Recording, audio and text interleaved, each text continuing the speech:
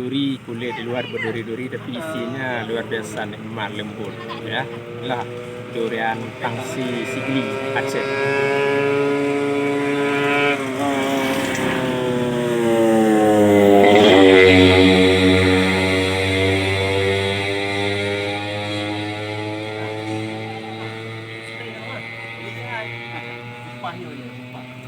Ini tanda yang sudah masak, ini udah terbelah. Oh. Saya perlu menutupkan dan jangan tumpah.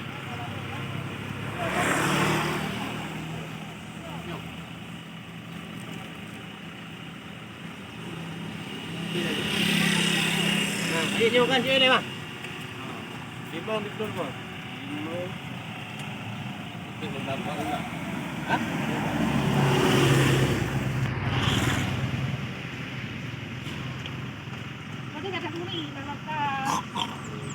Nah, waduh pe. Kalau kita mau beli cari kalau yang WH, kalau ada bunyi berarti udah longgar dan masak di dalam. Longgar apa? Yan.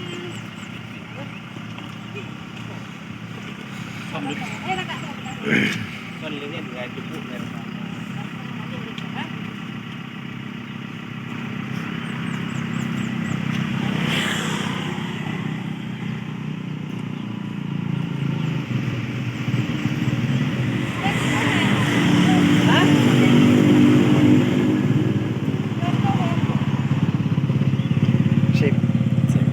Dia buka dah je.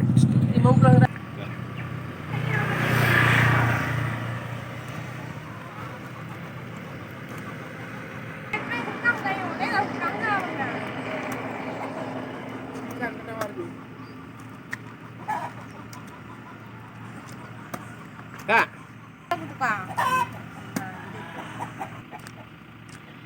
Yang je perlu ah. Bang waktu. Nanti buat tu nama tu. Nama yang bang moda. Ngaji kan tiak lang motor juga. Kami tiga. Aje di hai. Dengar le bang yang nama tiga. Ah. Ya yang nama pedo.